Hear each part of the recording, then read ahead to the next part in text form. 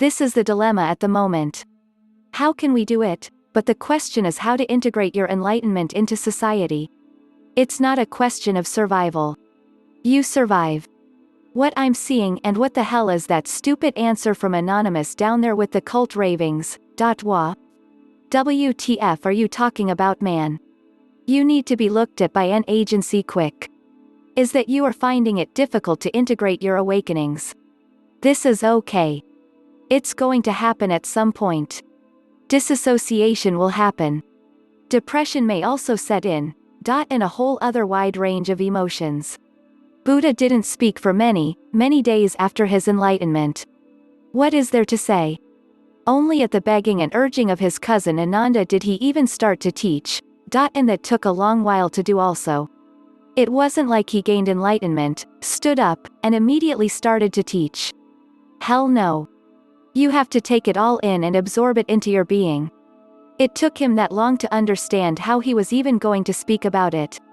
You will feel like you are dying to the world, your desires are all falling away, things you thought were so important to you now look really stupid in the scope of things. Your friends don't seem so fun to be around and actually they are flaky and fair weather at best so. You also see the ridiculousness of the world in its current state, Kali Yuga, and that can also be depressing.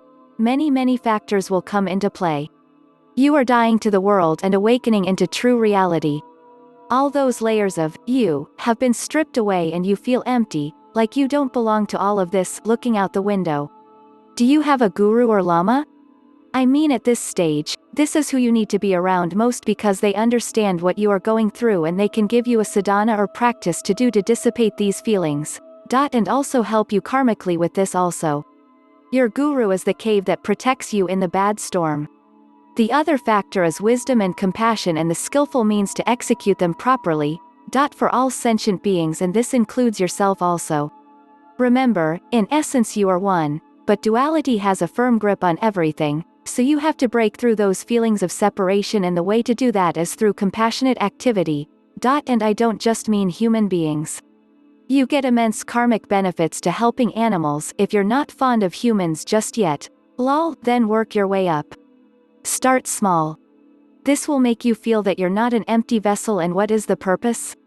No one said you have to save a child or feed the homeless, that's for people who can do that. Start small. Help animals. You will get tremendous joy out of it, then move on to humans, and expand out from there. It actually starts to radiate out from your heart center, so start with yourself, and move that spiral out, but at your own pace.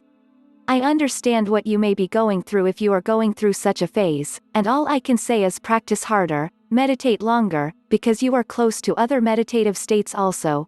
There is such a thing as sudden enlightenment, like when the Zen master asks you a question, you botch it, then he takes his shoe and whacks you on the head with it, and in that moment, you understand this happens, but it is rare.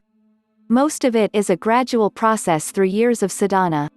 This is a difficult question, because it is difficult to be in an environment where you're awakened, and you're at the mercy of the judgment of others who aren't. The real danger of this situation is the survival of your level of awareness, of your heightened sensitivity, and of your spiritual progress overall. The risk is that submitting yourself to close proximity with awareness lower than your own, other than, perhaps, the situation of others actively acknowledging you're there to teach them, for example, is going to continually exert a downward pull in terms of your vibratory state, and may halt your spiritual progress, if not even put it at risk. No sugarcoating here. If you're spiritually awakened and others aren't, you're living in a different world than everyone else, and no opinion is going to change that. It is what it is.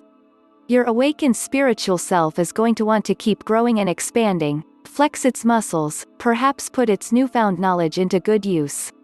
But very likely it's going to find it simply can't, for as long as it's immersed in the unawakened environment that won't acknowledge you, particularly if some of those who are unawakened have sway, or formal authority, over you, boss, parents, family, etc. The ideal situation is to leave the environment if possible. In fact, you may be forced to do so, not because I said so, but because your life circumstances might, if the rifts with others become unbearable. If that point is ever reached, then it's either you or them, because it's going to be your awareness at stake. Spiritual alignment on its own doesn't constitute incompatibility with others. You can exist and function in an environment where your spiritual state isn't necessarily acknowledged, i.e., in the real world. However, doing so is probably not going to happen in the first stages of awakening. Rather, it's going to take you some maturation, going through further learning and life experiences, within a context of spiritual awakening and exploration of the self, so you can learn on your own what life circumstances are in alignment and in integrity with your true spiritual nature, and distinguish them from those that aren't. But again, it might not be easy for you to do so if you're already within a situation of misalignment to begin with. So it might first be necessary for you to leave the references of your current environment, so you may progress further in your path and learn more about the direction you want your life to take. Hence the possible need to leave the situation altogether, or at least taking a break from it. The alternative is to secure a way, in a practical, pragmatic sense, to make sure you have leeway and freedom to be and act as you want, within the environment you're currently in, without repercussion, i.e., without the judgment of others being in any way a practical consideration towards your behavior, in any way. For example, if you're the boss and you're spiritually awakened, it's of relative importance at best if your employees aren't. Just be sure to hold back on posting those wonderful insert spiritual topic here flyers and memos at the workplace, to avoid spooking all your employees away with that woo-woo nonsense.